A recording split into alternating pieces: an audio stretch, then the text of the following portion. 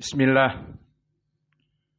Innal hamdalillah nahmaduhu wa nasta'inuhu wa nastaghfiruh wa na'udzu billahi min shururi anfusina wa min sayyiati a'malina may yahdihillahu fala mudhillalah wa may yudlil fala hadiyalah wa ashhadu an la ilaha illallah wahdahu la syarikalah wa ashhadu anna Muhammadan abduhu wa rasuluh amma ba'd.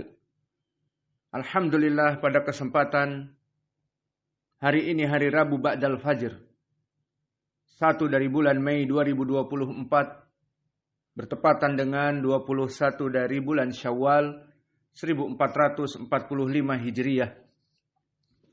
Maka di Ma'had Muqbil Al-Wadi'i kita melaksanakan daurah secara online dari kitab yang berjudul Al-Akhbarus Sahihatu fi Sifati Ru'yatillah fil Akhirah, yang mana judulnya adalah kumpulan hadis-hadis yang sahih saja, yang membahas tentang bagaimana sifat seorang mukmin melihat Allah di hari akhirah kelak.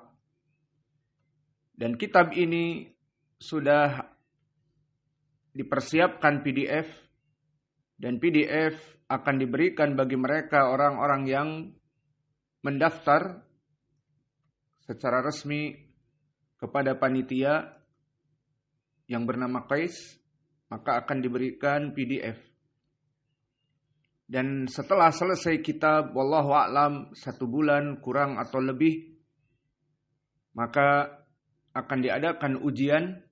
Dan bagi ikhwah, terutama yang dalam keadaan belajar, bisa meminta untuk mendapatkan ijazah yang nanti kelak bermanfaat untuk belajar di Saudiah ataupun di Yaman.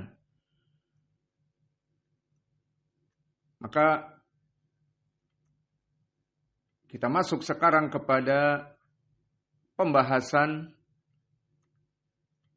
dari kitab tersebut. Maka barakallahu fikum, kitab ini berjudul Al-Akhbarus Sahihatu fi Sifati Ru'yatillah fil Akhirah. Maka kitab ini membahas tentang ilmi akidah. Dan sebelum kita masuk kepada materi, bagi yang sudah mempunyai PDF, maka tinggal dilihat kitabnya. Maka dari penyebab penulisan kitab oleh penulis, maka dulu penulis mempunyai iyadah ataupun klinik dari pengobatan alternatif seperti bekam, refleksologi, herba dan sebagainya. Maka datanglah dari mereka orang-orang yang melaksanakan pengobatan dari kelompok Asy-Syiah Ar-Rafidah dari provinsi Amron di Yaman Utara, dekat dengan Damaj. Maka di saat mereka melihat kita dari sunnah dan kitab-kitab yang kita berikan di ruang tunggu, kebanyakan dari kutub sunnah, terutama kutub Syekh Muqbil, maka mereka orang-orang yang melaksanakan pengobatan dan yang menunggu dan yang mengantar, yang kebanyakan mereka orang-orang Asy-Syiah Ar-Rafidah, maka mereka melaksanakan niqash di saat melihat kitab-kitab Syekh Muqbil dan menanyakan, kamu tabib? Mereka menyebutnya doktor. Apakah kamu dari murid Syekh Muqbil? Dikatakan na'am. Maka mulailah mereka melaksanakan niqash, melaksanakan jidal. Maka mereka mengatakan, Annallaha la yura bil basar fil akhirah. Bahwa Allah itu tidak akan pernah dilihat dengan mata kepala di hari akhirah. Maka di sini penulis di pertemuan perdana ini akan menjelaskan bagaimana niqash dengan mereka. Bagaimana jidal dengan mereka. Yang mana di sini ada faidah dari dua faidah. Faidah yang pertama, lil i'tibar. Agar kita mendapatkan faidah. Al-ibrah. Kama qala ta'ala, fa'tabiru ya ulil absar. Maka wahai orang-orang yang mempunyai akal, ambillah dari ibrah-ibrah pada suatu kesempatan. Dan perkara yang kedua, agar kita mengambil keyakinan bahwa keyakinan mereka orang-orang Asy-Syiah Ar-Rafidhah bukan keyakinan yang benar. Maka pendalilan mereka dari keyakinan-keyakinan akidah Ar-Rafidhah sangat lemah. Seperti lemahnya rumah laba-laba. Maka Allah berfirman di Al-Quran, wa inna auhanal buyut labaitul ankabut. Maka tidaklah rumah-rumah laba-laba itu sangatlah rapuh dan sangatlah lunak dan mudah untuk dihancurkan. Maka kita masuk langsung kepada bagaimana mereka dalam berjidal dan dalam menafikan pendalilan-pendalilan dari sunnah. Maka kita berikan kepada mereka uslub ataupun metode ataupun cara bagaimana mereka menjauhkan diri mereka dan manusia dari dalil-dalil kita Al-Quran dan Sunnah yang menjelaskan bahwa kita akan melihat Allah Jalla wa'ala dengan mata kepala kita di hari akhirat kelak. Maka al-uslubul awal, cara metode yang pertama, mereka menjauhkan manusia dari sunnah, dari dalil Al-Quran dan Sunnah. Pertama, mu'aradatu sunnah bil Quran. Maka mereka, kelompok ahlul bid'ah, siapapun, baik dari kelompok Asy-Syiah Ar-Rafidhah, ataupun dari kelompok As-Sufiyah, ataupun dari kelompok Al-Jahmiyah, Al-Mu'tazilah, atau dari kelompok yang sekarang seperti kelompok ISIS atau Khawarij, maka mereka sama uslubnya seperti yang akan kami jelaskan.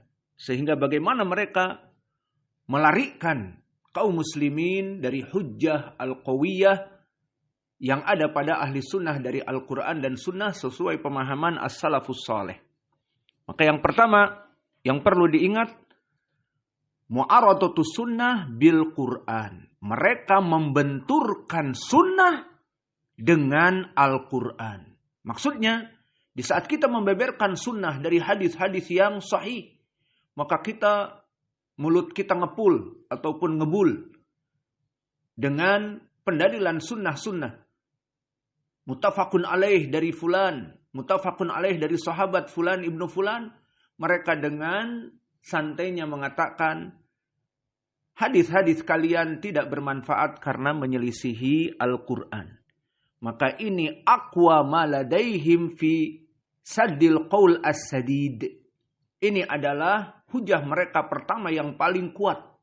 Mereka mengadukan sunnah-sunnah yang kita datangkan dari kumpulan hadis-hadis yang sahih, mutawatirah, muttafaqun alaih. Dengan santainya mereka membaca satu ayat atau dua ayat yang difahamkan oleh pemahaman mereka sendiri dari akal mereka dan mengatakan hadis-hadis kalian berbenturan dengan ayat yang kami imani, maka ucapan kalian tidak benar karena menyelisihi Al-Quran yang kami imani. Seperti itu keadaan mereka. Maka ini al-uslub al-awwal. Dari metode pertama mereka untuk menjauhkan kaum muslimin dari pendalilan ahli sunnah, dijadikan contradiction, dijadikan benturan antara sunnah yang kita berdalil padanya dengan Al-Quran yang gagal faham, mereka fahami secara tekstual ataupun tanpa pemahaman as-salaf. Maka ini yang mereka jadikan metode pertama. Sehingga penting bagi kita untuk mengetahuinya. Maka bagaimana dari ayat-ayat Al-Quran yang dianggap oleh mereka bahwa kaum muslimin tidak akan pernah melihat Allah di dunia ataupun di hari akhirah, mereka beristidlal dengan syubhat. Kita katakan ini syubhat karena makna ayat tidak seperti yang mereka inginkan. Maka ayat yang pertama, lan tarani, di dalam surat Al-A'raf, di mana Musa alaihi salam meminta kepada Allah untuk melihat dirinya. Maka Allah mengatakan, lan tarani, kamu wahai Musa tidak akan pernah melihat aku. Maknanya di dunia. Itu yang diinginkan dari ayat. Maka di sini dijadikanlah pendalilan oleh orang-orang Ar-Rafidah, lan tarani. Allah mengatakan, kamu wahai Musa tidak akan sanggup melihat aku. Padahal ayat diinginkan di dunia, mereka meluaskan kepada di dunia dan di hari akhirah. Maka mereka beristidlal dengan syubhat ini, di hari akhirat pun mereka tidak akan pernah melihat Allah. Ini yang pertama dari ayat. Ayat yang kedua yang mereka gagal faham juga dan menjadi syubhat bagi mereka di dalam surat Al-An'am. Allah berfirman, la tudrikuhul absar wa huwa yudrikul absar. Bahwa la tudrikuhul absar, Allah itu tidak bisa dilihat dengan mata-mata kita. Wa huwa yudrikul absar, dan dia melihat dari apa yang kita lakukan. Melihat mata-mata kita dan melihat kita semua. Maka pendalilannya la tudrikuhul absar, Allah itu tidak bisa dilihat. Maka dua ayat ini barakallahu fikum dijadikan pendalilan oleh mereka dalam permasalahan penafian dari melihat Allah Jalla wa'ala. Maka di saat kita mendatangkan hadis-hadis yang muttafaqun alaih ataupun mutawatir, maka mereka dengan mudah hadis-hadis yang kalian sebut tadi dengan ngebul. Akhrajahu al-Bukhari wa Muslim an Abi Hurairah an fulan, atau ditakhrij. Akhrajahu Imam Ahmad dan Abu Daud, di sanadnya ada fulan ibnu fulan yang semua rijalnya thiqat. Panjang lebar kita sebutkan, maka dengan sombong dan pongah mereka katakan, adalah hadis kalian itu capek-capek kalian menyebutkan Allah telah berfirman lan tarani. Allah telah berfirman la tudrikuhul absar wa huwa yudrikul absar. Selesai. Maka inilah dari uslub pertama. Maka bagaimana menjawab uslub pertama dari metode mereka dalam melaksanakan jidal? Maka di sini kita akan membahas bagaimana cara membantah orang-orang Ar-Rafidah, Asy-Syiah, ataupun As-Sufiyah, ataupun kelompok sesat yang mana mereka mempunyai metode-metode seperti ini. Maka ini bisa kita katakan buku pintar membantah Wahabi, membantah kelompok Ahlul Bid'ah. Siapa Wahabi kita tidak tahu. Maka ini buku pintarnya. Ini kita akan membahas cara-cara trik-trik untuk bagaimana menjatuhkan dari uslub Ahlul Bid'ah di saat mereka menafikan dalil-dalil kita. Maka yang pertama tadi apa? Diadakan contradiction dan dipukulkan hadis-hadis dengan Al-Quran yang mereka fahami dengan akal mereka sendiri. Lalu bagaimana menjawab dari syubhat yang pertama ini? Kita katakan, di saat mereka dengan mudah mengatakan kita tidak butuh kepada hadis-hadis kalian, cukup kita beriman dengan Al-Quran saja. Kita katakan nahnu ma'murun bittiba al-kitab wa sunnah ma'an. Wahai kelompok Ahlul Bid'ah, bahwa kita diperintah oleh Allah untuk mengikuti Al-Quran dan sunnah bersamaan. Sehingga antara Al-Quran dan sunnah tidak ada contradiction. Seperti yang antum inginkan. Memukulkan hadis-hadis yang sahih, mutawatirah, mutafakun alaih, dengan ayat yang kalian pahami dan gagal faham dalam memahaminya. Maka telah datang perintah agar kita mengikuti Al-Quran dan Sunnah bersama-sama. Allah berfirman di dalam surat Al-A'raf, "Ittabi'u ma unzila ilaikum min rabbikum wa la tattabi'u min dunihi awliya'a." Maka ikutilah dari apa-apa yang Allah turunkan kepada kalian, dari Rabb kalian. Dan di sini, apa yang diturunkan oleh Rabb kalian? Al-Quran dan Sunnah. Wala tattabi'u min dunihi awliya'a. Dan janganlah kalian mengikuti selain dari apa yang turun dari Al-Quran dan Sunnah. Maka apa-apa yang datang kepada Nabi Sallallahu alaihi wa ala alihi wasallam, maka dia adalah Al-Quran. Dan begitu pun sunnahnya. Maka telah datang hadis yang menjelaskan bagaimana Al-Quran dan Sunnah itu harus kita jadikan sumber kehidupan kita dan metode dalam menjalani kehidupan kita, Al-Quran dan Sunnah bersama-sama. Seperti hadis yang datang dari sahabat Al-Miqdam Ibni Ma'di Al-Karb Al-Kindi, bahwa Nabi Muhammad sallallahu alaihi wa ala alihi wasallam bersabda, "Ala inni utitul kitaba wa mithlahu ma'ahu." Maka tidaklah kecuali aku ini diberikan Alkitab, yakni Al-Quran, wa mithlahu, dan yang sepertinya, ma'ahu, dari hadis-hadis. Maka di dalam hadis yang sahih ini, maknanya adalah tidaklah aku diberikan oleh Allah Al-Quran dan bersamanya hadis-hadis yang seperti Al-Quran. Dari segi wajah pendalilan seperti Al-Quran. Maka hadis ini mahaluh. Hadis ini hadis yang diriwayatkan oleh Imam Ahmad dan Imam At-Tabrani di Musnad Asy-Syamiyin dari jalan Huraiz an Abdurrahman ibni Abi Auf Al-Jarasi dari Al-Miqdam ibni Ma'di Karb, sahabi yang meriwayatkan hadis ini. Maka hadis ini sanadnya sahih, di mana Huraiz dia adalah Ibnu Utsman, Ibnu Jabr Al-Masyriqi, dan Abdurrahman Ibnu Abi Auf Thiqatan. Maka hadis ini hadis yang sahih dari jalan ini. Maka dari hadis yang sahih ini menjadi pendalilan bagi kita bahwa kita diwajibkan beriman kepada Al-Quran, ini utitu Alkitab. Tidaklah kecuali aku ini diturunkan Alkitab, yakni Al-Quran. Wa mithlahu ma'ahu, dan yang seperti itu, yakni Al-Quran, yakni sunnah-sunnah seperti Al-Quran. Maka keyakinan kita kepada Al-Quran juga kepada sunnah sama-sama dalil. Maka oleh sebab itu Allah berfirman juga di dalam surat An-Najm, "Ma dhalla sahibukum wa ma ghawa wa ma yantiqu 'anil hawa in huwa illa wahyun yuha."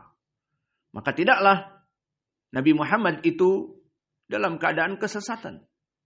Wa ma yantiqu 'anil hawa, dan apa yang dia ucapkan bukan dari hawa nafsunya. In huwa, kecuali dia itu yang diucapkan dan diperbuatkan dan ditakrir. Maka sunnah itu dibagi menjadi 3 di ilmi mustalah hadis.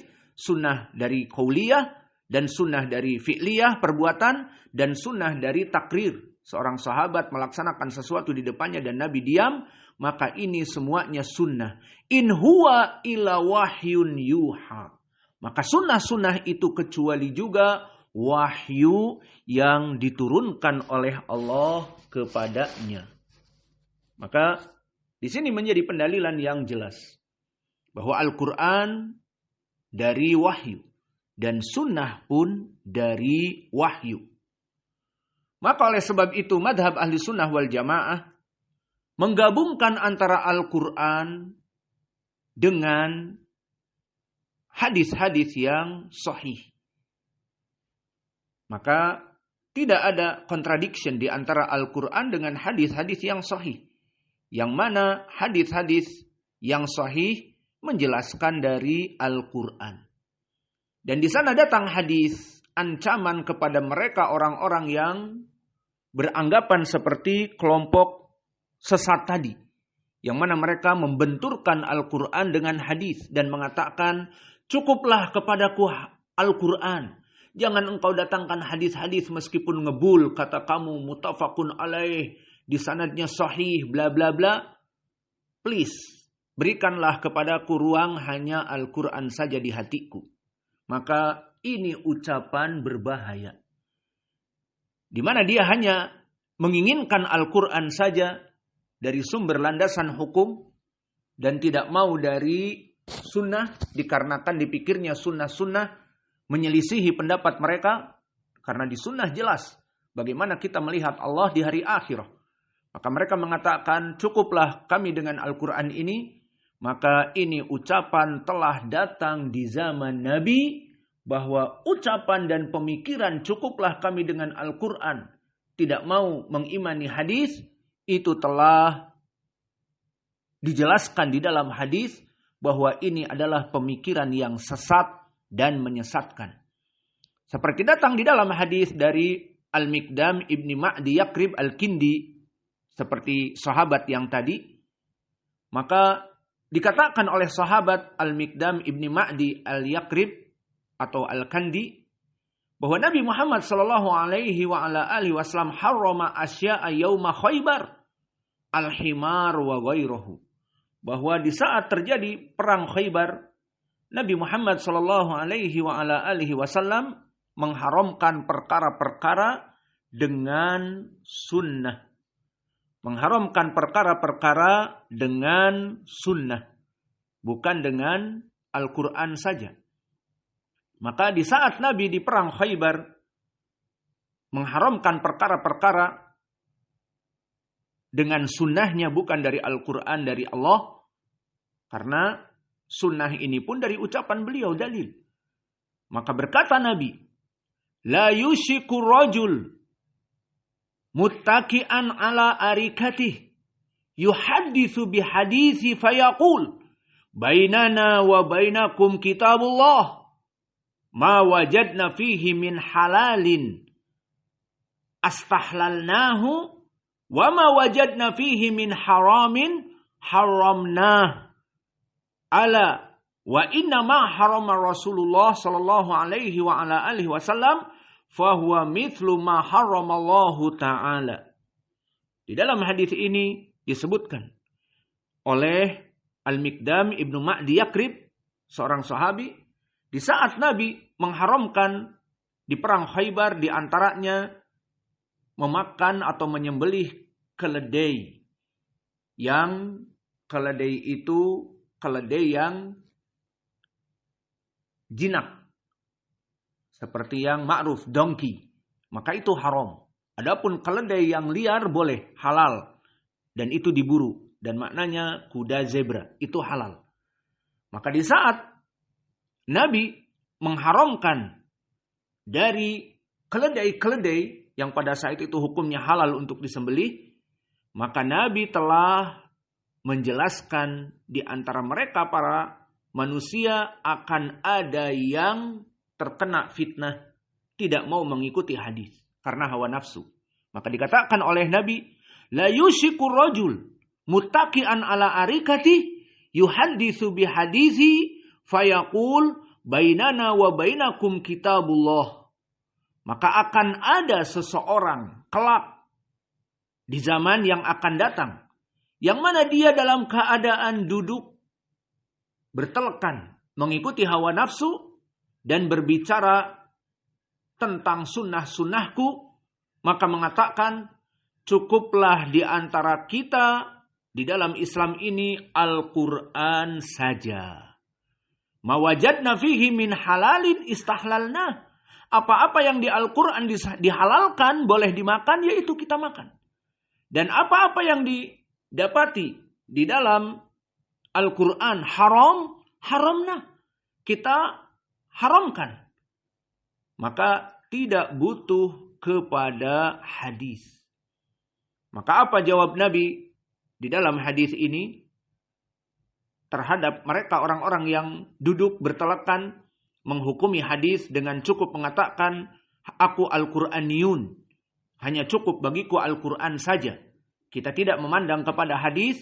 Apa kata Nabi? Ala wa inna ma harrama Rasulullah fahuwa mithlu ma harramallahu ta'ala. Maka ketahuilah, tidaklah apa-apa yang dihalalkan oleh Rasulullah dan diharamkan oleh Rasulullah di dalam hadis-hadisnya, maka dia seperti apa yang dihalalkan dan diharamkan oleh Allah Jalla wa'ala. Maka hadis ini barakallahu fikum telah datang dari berbagai jalan. Diriwayatkan oleh Imam At-Tirmidzi, Ibnu Majah, Ad-Darimi, yang mana sanadnya bertumpu kepada Muawiyah ibnu Saleh, Anil Hasan ibni Jabir Al-Khummi, Anil Mikdam ibni Ma'di Yakrib, dan sanadnya di sini dhaif dikarenakan Al-Hasan ibnu Jabir majhul, namun telah datang mutaba'ah dari jalan Abdurrahman ibnu Abi Auf Al-Jarasi dari Al-Mikdam ibnu Ma'di Yakrib. Maka dari jalan ini saja sudah sahih. Karena Abdurrahman ibnu Auf Al-Jarasi thiqah. Maka dia mutaba'ah untuk rawi yang majhul tadi. Dan bahkan telah datang syahid. Maknanya apa? Dari sahabat yang lain. Dari Abu Rafi'. Seperti diriwayatkan oleh Imam Abi Daud dan At-Tirmidzi dan Ibnu Majah. Dari jalan Sufyan ibnu Uyainah dari Salim ibni Nadr dari Ubaidillah ibni Abi Rafi' dari bapaknya Ubaidillah ibnu Abi Rafi' dari bapaknya Abu Rafi'. Yang mana di sini disebutkan dengan lafaz La ulfiyanna ahadukum muttaqi'an ala arikatih ya'tihil amru min amri mimma amartu bihi au nahaitu anhu fayaqul la nadri ma wajadna fi kitabillah atba'na. Maka di hadis ini lafadznya hampir sama, bahwa akan datang orang-orang yang mana dia duduk bertelekan mengikuti hawa nafsunya tanpa ilmu, kemudian mengatakan bahwa hadis-hadis datang tentang pengharaman demikian dan demikian, maka kami tidak mengetahuinya kecuali apa yang dihalalkan oleh Al-Quran kita halalkan dan yang diharamkan oleh Al-Quran kita haramkan, hanya itu. Maka hadis ini hadis yang sahih. Seperti tadi sanadnya kami sebutkan, maka datang dari dua sahabat, dari Al-Mikdam ibni Ma'di Yakrib sahih, dan juga dari Abu Rafi' sahih. Maka hadis ini menjadi pendalilan bagi kita bahwa akan ada jenis manusia dari kaum muslimin yang mana mereka itu hanya menghukumi agama ini dengan Al-Quran saja. Adapun sunnah maka mereka melemparkannya. Maka inilah bantahan kepada mereka kelompok ahlul bid'ah yang melaksanakan metode menjauhkan manusia dari sunnah. Bagaimana metode yang pertama? Mereka membenturkan Al-Quran dengan sunnah. Maka apa yang mereka lakukan kepada ucapan ahli sunnah bahwa kita meyakini Allah itu akan dilihat di hari akhirah. Pertama di arasatil qiyamah, dan yang kedua di surga. Kita akan melihat Allah. Dan itu keyakinan kita, dan dalilnya nanti akan banyak kita sebutkan. Namun mereka menafikannya dengan mudah. Nah, di sini uslub mereka yang pertama menafikan dengan mudah. Caranya bagaimana? Dibenturkan hadis-hadis yang sahih tadi dengan Al-Quran. Sehingga di saat kita memberikan pendalilan, hadisnya muttafaqun alaih, hadisnya mutawatir, kita akan melihat Allah. Mereka dengan bertelekan, dan ini yang dilakukan oleh mereka di klinik kami. Di saat mereka nikos, di saat saya mengobati dulu, melaksanakan refleksologi atau membekam, mereka dengan mudah kita sebutkan, telah datang ya ikhwah fi sahihain, telah datang di hadis ini dan hadis itu. Mereka sambil bertelekan menyebut, cukuplah dengan Al-Quran. Apa? Lantaroni. Kata Allah kepada Musa, kamu tidak akan pernah melihat aku. Nah, di sini mereka beristidlal dengan ayat yang salah paham juga.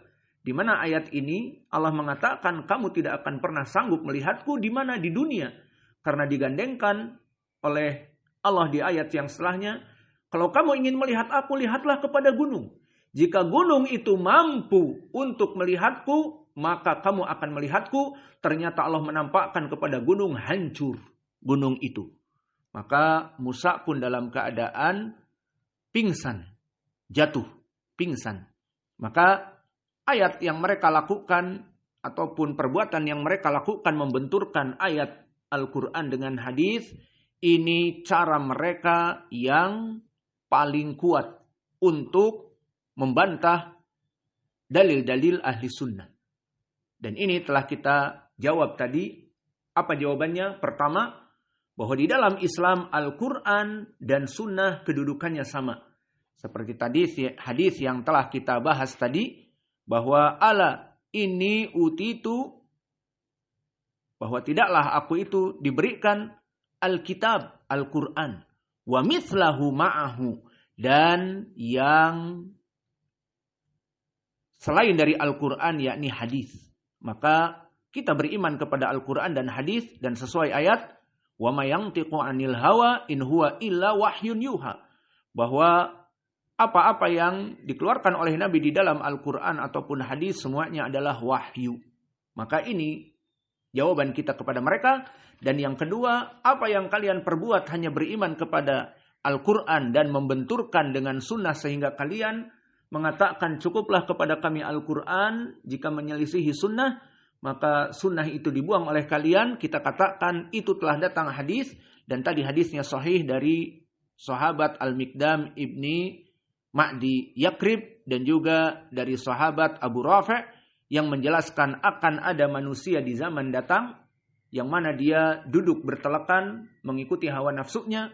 Di saat datang hadis dalam keadaan mengharamkan perbuatannya akan duduk mengatakan cukuplah kami kepada Al-Quran.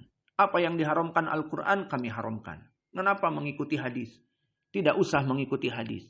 Maka ini bantahan kepada mereka dari cara yang pertama. Masih ada waktu?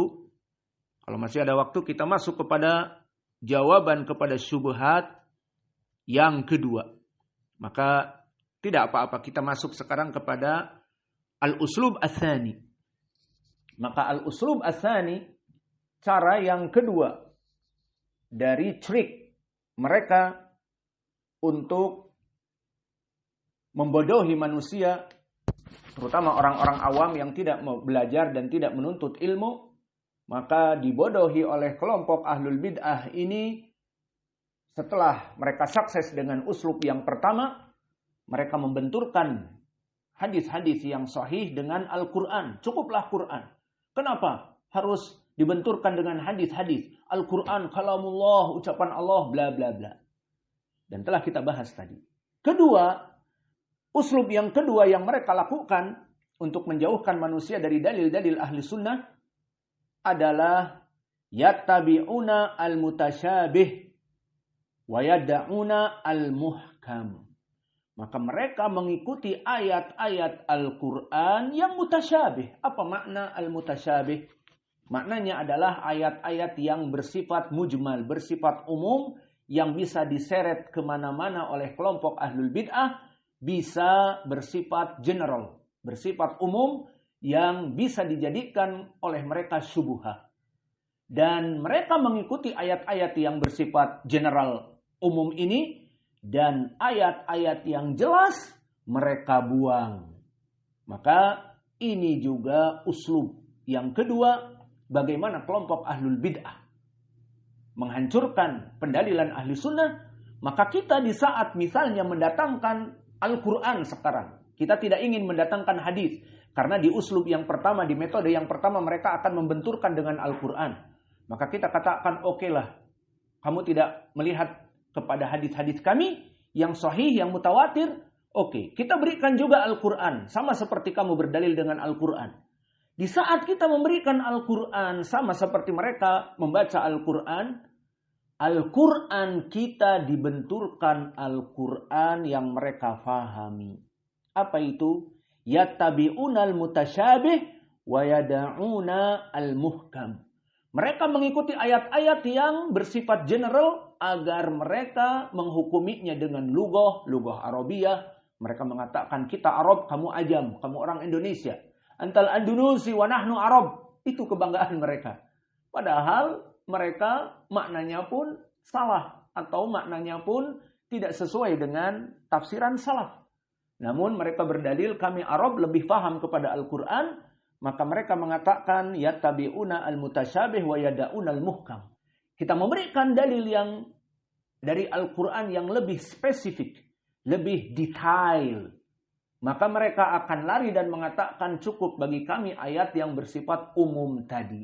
Itu makna dari metode kelompok ahlul bid'ah yang akan kita bahas dalam jidal. Maka kedua, yattabi'una al-mutasyabih. Mereka mengambil ayat-ayat mutasyabih dan mereka melemparkan ayat-ayat yang muhkam. Apa ayat yang muhkam? Ayat yang jelas. Maka ini adalah metode yang kedua yang mereka unggulkan. Untuk apa? Berjidal dengan kelompok ahlu sunnah. Maka buku-buku pintar melawan pendalilan Wahabi yang ditulis oleh orang yang Allah yahdi misalnya, di Indonesia ini, ya seperti itu. Bagaimana uslub-uslub membantah ucapan-ucapan Wahabi, maka diantaranya adalah mengikuti mereka dalil-dalil Al-Quran yang mutasyabih dan membantah Al-Quran yang lain yang tidak cocok dengan akal dan hawa nafsu mereka. Dikatakan ini ayat-ayat muhkamah dan seterusnya.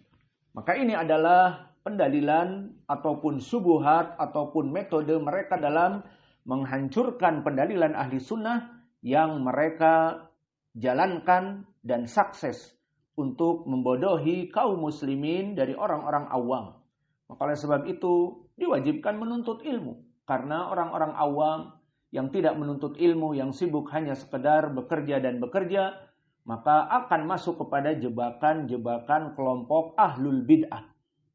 Maka akhirnya di saat kita pun mengikuti pendalilan mereka dengan Al-Quran, dan Al-Quran ini mereka pun menghafalnya, maka mereka akan membantah Al-Quran kita dengan Al-Quran mereka.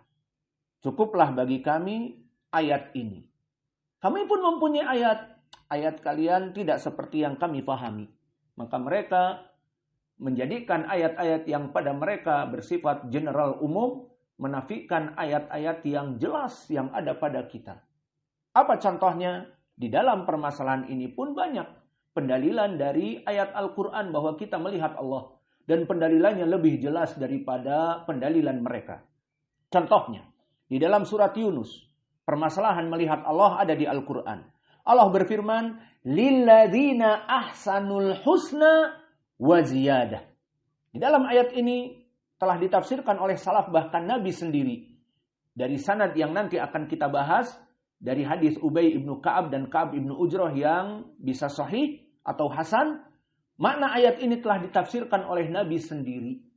Apa maknanya? Lilladina ahsanul husna wa ziyadah. Bagi mereka orang-orang yang melaksanakan amal-amal soleh. Al-husna. Ditafsirkan oleh Nabi masuk surga. Wa ziyadah. Dan tambahan. Ditafsirkan oleh Nabi juga dengan melihat Allah. Maka nanti akan ada pembahasan ayat ini khusus dengan tafsir salaf. Maka di saat kita mengatakan kepada mereka, okelah, kamu tidak mau hadis. Tidak, kita beriman kepada Allah dengan Al-Quran. Apa yang di Al-Quran kita imani. Oke, kita pun mendatingkan kepada kalian, kita akan melihat Allah di hari akhirat dengan Al-Quran.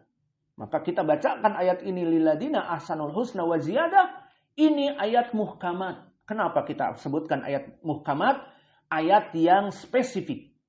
Spesifik maknanya apalagi jika kita kembali kepada tafsir salaf dari ucapan Nabi sendiri. Dan hadis sahih dari Suhaib ibnu Sinan. Dari ucapan Nabi sendiri. Bahwa makna ayat ini lilladina ahsanul husna wa ziyadah. Bagi mereka orang-orang yang melaksanakan amal soleh dimasukkan kepada surga. Dan ada tambahan ziyadah. Apa? Melihat wajah Allah. Jelas ayat ini. Ayat yang muhkamat.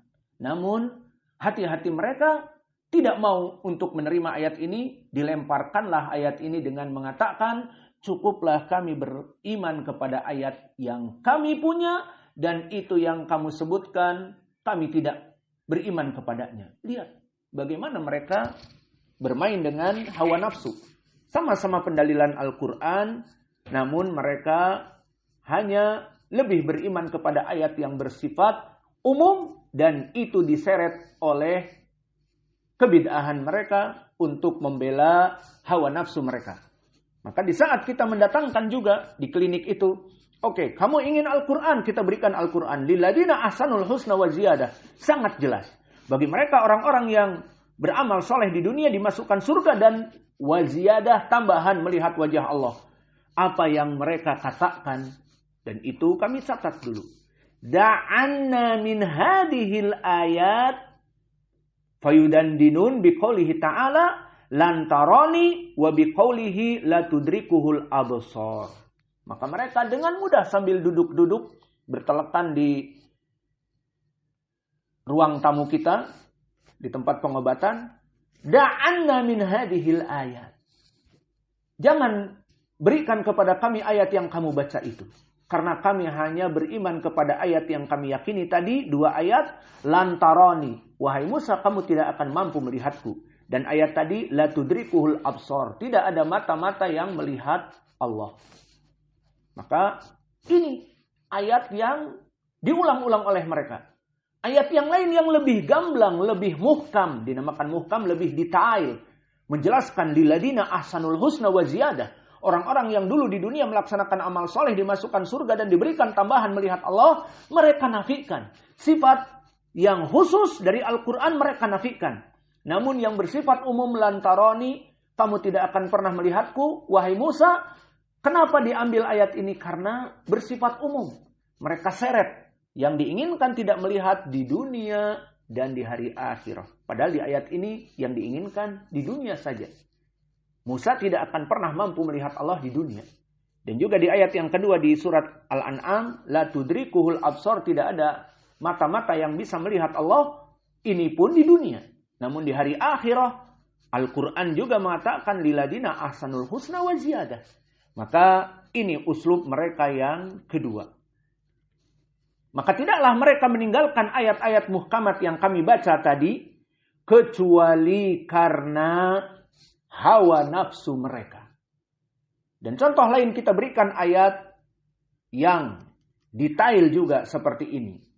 Allah berfirman, wujuhu yawma idzin nadhirah ila rabbiha nadhiratun. Ayat ini pun muhkamah.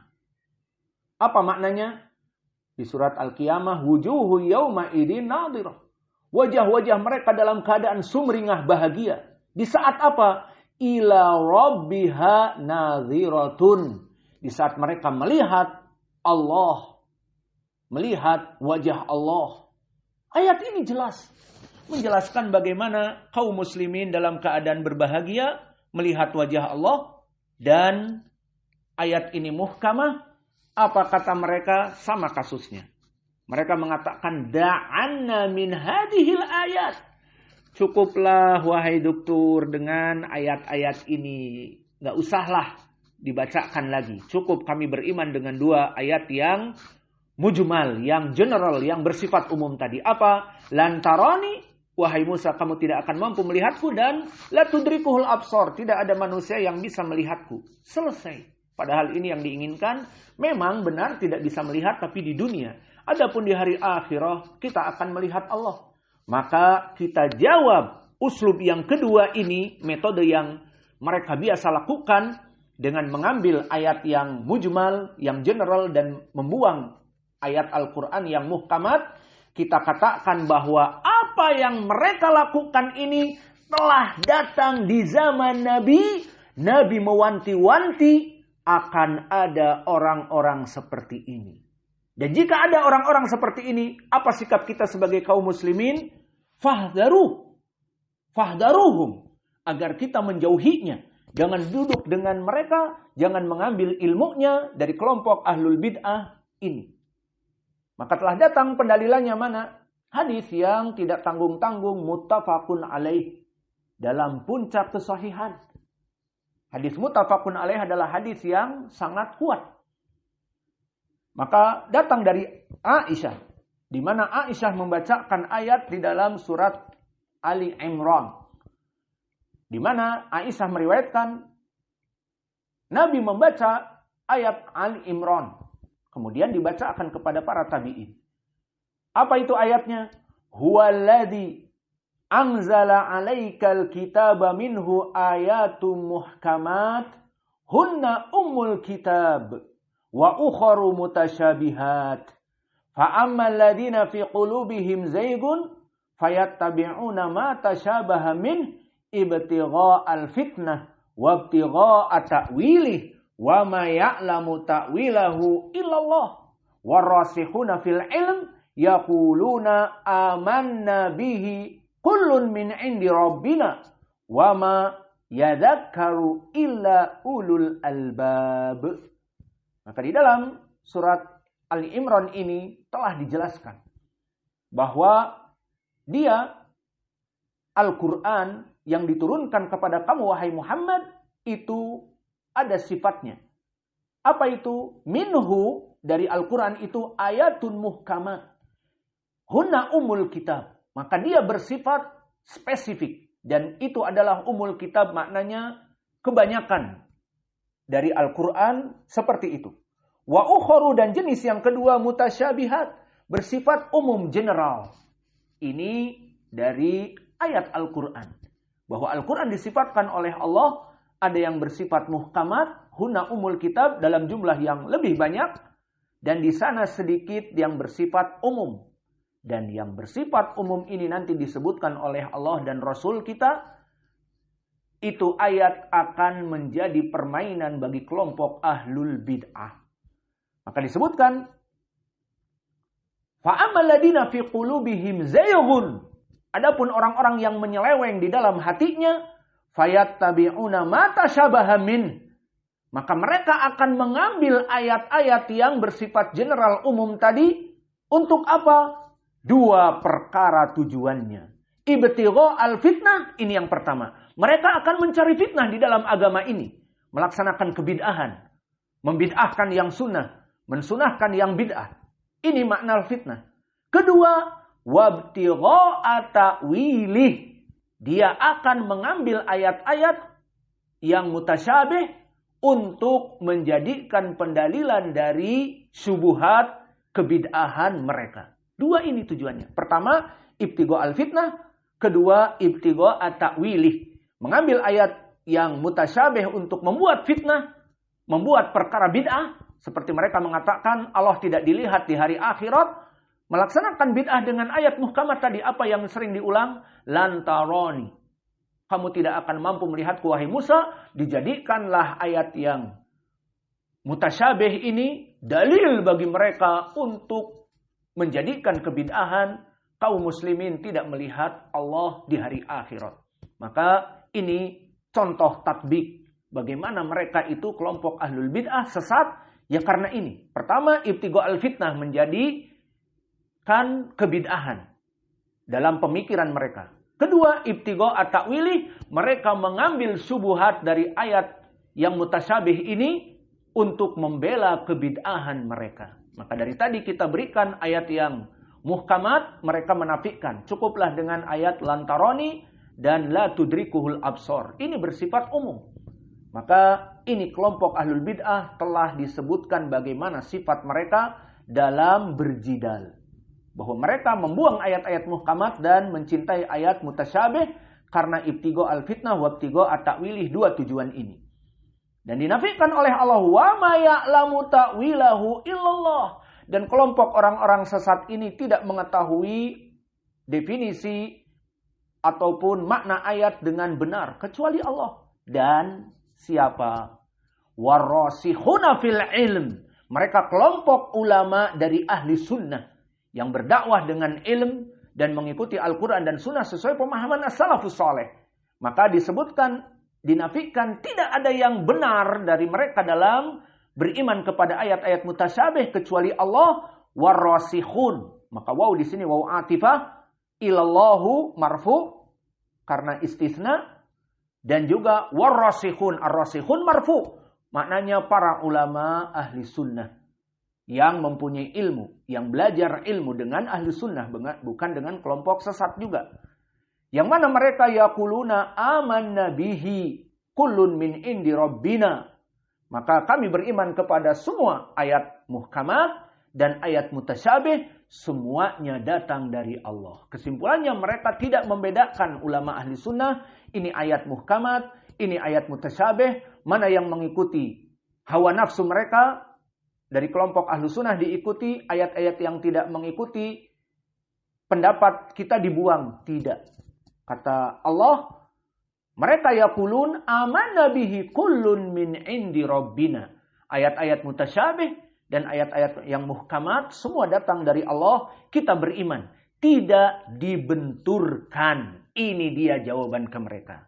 Maka uslub yang kedua mereka apa tadi? Membenturkan ayat-ayat muhkamat dengan mutasyabih, dan mereka tidak mau mendengar dalil-dalil kita yang muhkamat. Seperti tadi kita bacakan, wujuhu yawma idzin nadhirah ila rabbiha nadhiratun. Allah, jangan baca ayat itu. Cukup dengan kami ayat mutasyabih saja. Lan la tudrikul absar dan lan taroni. Enough, pendek lagi ayatnya, mudah dihafal. Maka mereka menafikan ayat yang muhkamat yang kita baca tadi dengan ayat-ayat yang mutasyabih. Maka di saat kita juga memberikan kepada mereka lilladina ahsanul husna wa ziyadah, ayat yang muhkamat bagi orang-orang yang beriman kelak akan dimasukkan surga dan tambahan melihat Allah, mereka mengatakan da'anna min hadhil ayat. Jangan berikan ayat ini, cukup bagi kami 2 ayat tadi. Maka kita tidak menyelisihi dari nas Al-Quran ini. Adapun kita ahli sunnah dan orang-orang yang berilmu dari ahli sunnah, warasihuna fil ilm yaquluna amanna bihi kullun min indi rabbina. Tidak membenturkan ayat mutasyabih dengan ayat yang muhkamah. Wama yadakaru illa ulul albab. Dan tidaklah mereka mengetahui tadi bagaimana yang Allah inginkan dari pemahaman ayat mutasyabih, ayat yang mutasyabihat dan ayat yang muhkamat, kecuali ulul albab, para ulama yang Allah berikan ilmu. Maka setelah membaca makna dari ayat tadi, qala Rasulullah sallallahu alaihi wa ala alihi wasallam, Nabi bersabda kepada Aisyah setelah membaca ayat tadi, apa? Idza ra'aitumul ladina yattabi'una ma tasyabaha min, maka jika kalian wahai kaum muslimin dan kamu wahai Aisyah mendapati ada orang yang beristidlal hanya dengan Al-Quran yang mutasyabih saja dan melempar ayat-ayat Quran yang lain yang muhkamat, atau tadi di uslub yang pertama hanya mengambil Al-Quran sesuai hawa nafsunya dan membuang hadis-hadis yang sahih saja, yang penting ayat-ayat mutasyabih, apa kata Nabi? Faulaika alladina sammallah, maka itulah dia orang yang Allah sebutkan tadi di ayat Ali Imran. Maka silahkan dibuka di ayat Ali Imran agar jelas ayat ini. Maka jika kalian mendapati orang-orang yang seperti ini, itulah yang Allah sifatkan di surat Ali Imran. Lalu bagaimana hukumnya? Nabi memfatwakan kepada kita semuanya, fahdharuhum, maka jauhi dia. Jauhi pemikirannya, jangan duduk dengannya, jangan belajar ilmu dengan mereka. Maka ini menjadi dalil bagi kita bahwa kelompok ahlu sunnah tidak sembarangan mengambil ilmu. Kedua, tidak sembarangan ngaji. Bahkan meninggalkan kajian-kajian ahli sunnah, duduk di khutbah Jum'ah, duduk di khutbatul Id, ataupun duduk di majelis-majelis yang bukan dari majelis ahli sunnah. Maka ini menyebabkan dia menjadi berpaling dari ahli sunnah setelah dia mengetahui sunnah. Dan manhajnya bukan kepada ahli sunnah, akan menjadi sufi, akan menjadi syiah, akan menjadi khawarij bahkan, dan akan menjadi pemahamannya kelompok ahlul bid'ah. Karena apa? Karena Nabi telah mengatakan fahdharuhum, jauhi mereka. Justru orang-orang ini malah menjadikan masdar ilm, menjadikan bahan ilmu, duduk dengan mereka di majelis-majelis mereka, bahkan khutbah Jum'ah, khutbatul Id, dan kajian-kajian mereka belajar dengan kelompok yang salah ini, maka akhirnya mereka sesat seperti mereka.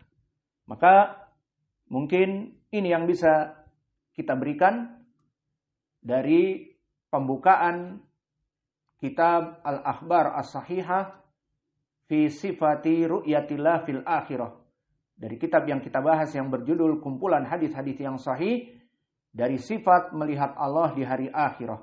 Kesimpulannya, kita baru masuk kepada muqaddimah menjelaskan bagaimana tujuan dari penulisan kitab ini, bahwa kitab ini ditulis dikarenakan membantah syubhat dari orang-orang kelompok Asyiah Ar-Rafidhah yang datang kepada kami dan mereka mengatakan Allah tidak bisa dilihat di dunia dan di hari akhirah. Dan di saat kita nikos dengannya, kita ambil faidah, nikos mereka ada metode, mempunyai trik-trik mereka. Dan trik-trik tadi telah kami sebutkan 2 perkara dan kita telah membahasnya. Pertama, mereka akan membenturkan Al-Quran yang mereka yakini dengan hadis-hadis yang kita berikan. Mereka katakan Al-Quran lebih baik daripada hadis.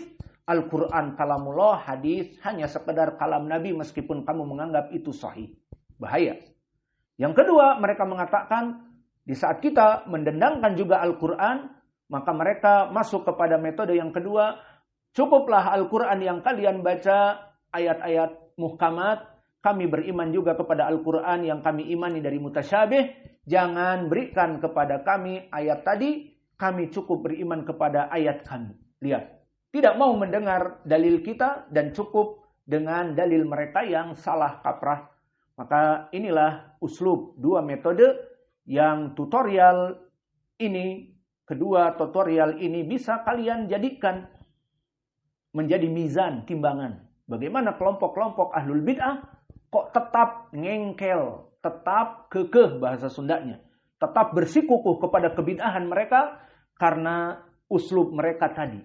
Pertama, membantah hadis-hadis yang sahih dari kita dengan Al-Quran ala pemahaman mereka. Kedua, jika kita beristidlal dengan Al-Quran, mereka akan mengatakan cukup Al-Quran yang ada pada kamu, itu keimanan kamu, dan cukup dengan Al-Quran yang pada kami, itu yang kami imani, maka tidak akan pernah bertemu dalil kita dengan dalil mereka sama sekali. Karena mereka memang ingin lari dari kita.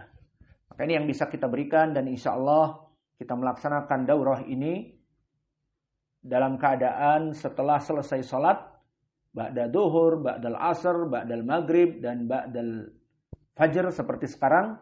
Namun untuk kesempatan sekarang ini kebetulan kita nanti maghrib akan memberikan daurah ataupun kajian ilmiah di Fathahillah atau di Depok, di Masjid Fathahillah. Maka untuk kajian ba'dal asr mungkin ditiadakan karena untuk waktu kita memberikan kajian ba'dal maghrib di Masjid Fathahillah. Mungkin ba'da duhur kita bisa memberikan pelajaran. Dan untuk ikhwah yang memang sibuk ba'da duhur, ba'dal asr, maka bisa mengikuti kajian dengan mendengar YouTube. Maka semua kajian kita akan diupload di YouTube. Maka inilah yang bisa kita berikan.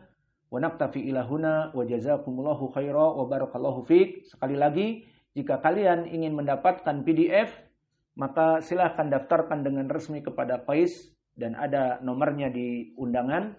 Maka orang yang daftar di sana akan diberikan PDF sehingga lebih memahami dari apa yang kita pelajari dari kitab.